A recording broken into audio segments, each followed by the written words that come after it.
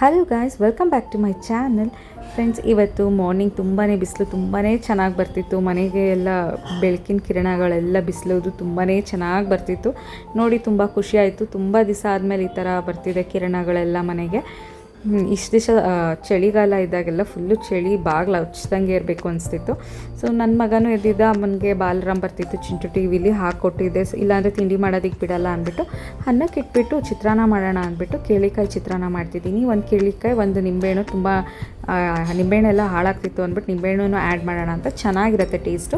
ಈರುಳ್ಳಿ, ಹಸಿಮೆಣಸಿನ್ಕಾಯಿ, ಕರಿಬೇವು ಸೊಪ್ಪು, ಕಡಲೆಬೇಳೆ, ಸಾಸಿವೆ, ಜೀರಿಗೆ ಒಗ್ಗರಣೆ ಕೊಟ್ಬಿಟ್ಟು ಸ್ವಲ್ಪ ಅರಿಶಿನ ಉಪ್ಪು ಹಾಕ್ಬಿಟ್ಟು ಚೆನ್ನಾಗಿ ಫ್ರೈ ಮಾಡ್ಕೊಂಡು ಇಟ್ಕೊಂಡಿದ್ದೀನಿ.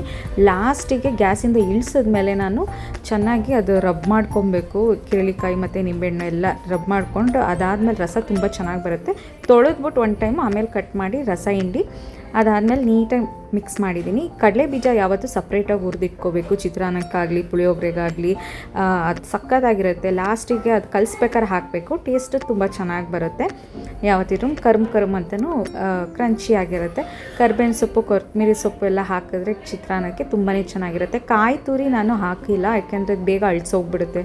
ಇದು ಬಾಕ್ಸ್ಗೂ ಎಲ್ಲ ಕಟ್ಟಬೇಕು ಅಂತ ಅಂದ್ಬಿಟ್ಟು ನಮ್ಮ ಮನೆಯವ್ರಿಗೆ ಹಾಗೆ ತಿಂಡಿಗೆ ಹಾಕ್ಕೊಟ್ಟೆ. ಸ್ನಾನ ಮಾಡ್ಕೊಂಡು ಬಂದಿದ್ದರು. ಅವರು ಇನ್ನೇನು ತಿಂಡಿ ತಿಂದು ಹೊರಡಬೇಕು. ನನ್ನ ಮಗನೂ ಅವ್ರ ಕೈಲೇ ತಿನ್ನಿಸ್ಕೊತಾನೆ. ಬೆಳಗ್ಗೆ ಹೊತ್ತು ತುಂಬ ಇಷ್ಟಪಡ್ತಾನೆ ಅವ್ರ ಅಪ್ಪನ ಕೈಲಿ ತಿನ್ನಿಸ್ಕೊಳ್ಳೋದಕ್ಕೆ.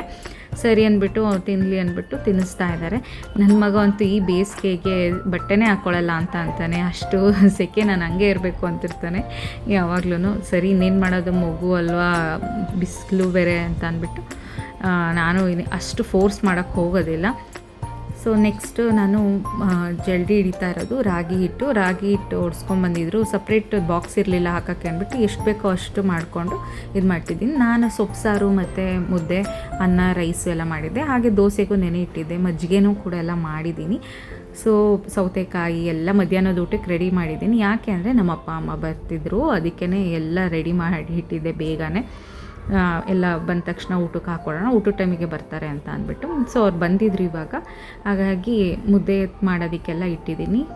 2 ಲೋಟ ನೀರು, ಹಾಗೆ ಒಂದು ಸ್ಪೂನ್ ತುಪ್ಪ ಹಾಕ್ಬಿಟ್ಟು ಕುದಿಯೋಕ್ಕಿಟ್ಟು ಮುದ್ದೆ ಎಲ್ಲ ಮಾಡಿ ಅವರು ಎಲ್ಲ ಊಟ ಮಾಡಿದ್ರು. ಅದಾದಮೇಲೆ ನನ್ನ ಮಗನಿಗೂ ತಿನ್ನಿಸ್ತಾಯಿದ್ರು. ಅಮ್ಮ ಸ್ಪೂನ್ ತೊಗೊಂಬಂದು ತಟ್ಟೆಗೆ ಹಾಕ್ಕೊಂಡು ತಿನ್ನಿಸ್ತಾಯಿದ್ರು. ಅವನು ತಿನ್ನಲ್ಲ ಅಂತ ಓಡಿ ಬಂದುಬಿಟ್ಟಿದ್ದ, ಅದಕ್ಕೆ ಸ್ಪೂನಲ್ಲಾದರೂ ತಿನ್ನು ಅಂತ ಅಂದ್ಬಿಟ್ಟು. ಅದಾದಮೇಲೆ ನೆಕ್ಸ್ಟ್ ಡೇ ನಾವು ನಾನ್ ವೆಜ್ ಮಾಡಿದ್ವಿ, ಕೈಮಾ ಮಾಡಿದ್ವಿ. ಇನ್ನು ನಮ್ಮಮ್ಮ ನಾನ್ ವೆಜ್ ಎಲ್ಲ ತಿನ್ನಲ್ಲ, ಇನ್ನು ನಾವು ಅಷ್ಟೇ ತಿನ್ನೋದು ಅಂದ್ಬಿಟ್ಟು ಕೈಮಾ ಮಾಡಿದ್ದೆ. ತುಂಬಾ ಚೆನ್ನಾಗಿ ಬಂದಿತ್ತು ಕೈಮಾ. ಈ ಸತಿ ಹಸಿಮೆಣ್ಸಿನ್ಕಾಯನ್ನು ಹಾಕಿ ಮಾಡಿಲ್ಲ, ಒಣಮೆಣ್ಸಿನ್ಕಾಯಿ, ಚಿಲ್ಲಿ ಪೌಡರ್ ಹಾಕ್ಬಿಟ್ಟು ಮಾಡಿದೆ. ಅಮ್ಮನಿಗೆ ಮಶ್ರೂಮ್ ಪಲಾವ್ ಮಾಡಿದೆ, ಅವ್ರು ನಾನ್ ವೆಜ್ ತಿನ್ನಲ್ವಲ್ಲ ಅಂದ್ಬಿಟ್ಟು. ಮಧ್ಯಾಹ್ನ ಇದಕ್ಕೆ ನಾನು ಮುದ್ದೆ ಎಲ್ಲ ಮಾಡಿದ್ದೆ, ಮುದ್ದೆ ಅನ್ನ ಎಲ್ಲ ಜೊತೆಗೆ ಮೊಟ್ಟೆ ಎಲ್ಲ ಬೇಯಿಸಿದ್ದೆ. ನೈಟಿಗೆ ನಾನು ಚಪಾತಿ ಮಾಡೋಣ ಅಂದ್ಬಿಟ್ಟು ಚಪಾತಿ ಎಲ್ಲ ಹೊಸ್ತಿ ಸ್ವಲ್ಪ ರೈಸು ಜೊತೆಗೆ ಎಲ್ಲ ಆಗುತ್ತೆ ಅಂದ್ಬಿಟ್ಟು ತುಂಬಾ ಚೆನ್ನಾಗಾಗಿತ್ತು. ಖಾರವಾಗಿ ಎಲ್ಲರೂ ಇಷ್ಟಪಟ್ಟಿದ್ರು. ನೋಡ್ಬೋದು ಚಾರ್ವಿಕ್ ನೋಡಿ ಆಟ ಆಡ್ತಾ ಇದ್ದಾನೆ. ಅವನು ಆಟ ಆಡ್ಕೊಂಡು ಮೂಡ್ ಚೇಂಜ್ ಆಗೋ ಅಷ್ಟೊತ್ತಿಗೆ ನಾನು ಚಪಾತಿ ಹೊಸ್ಕೊಂಬಿಡೋಣ ಅಂತ ಅಂದ್ಬಿಟ್ಟು ಮಾಡ್ತಾಯಿದ್ದೀನಿ. ಸೊ ಅವನು ಆಟ ಆಡಲಿ ಅಂದ್ಬಿಟ್ಟು. ಸೊ ಇದಾಗಿತ್ತು ನನ್ನ ಒಂದು ಪುಟ್ಟ vlog. Thank you so much for watching friends.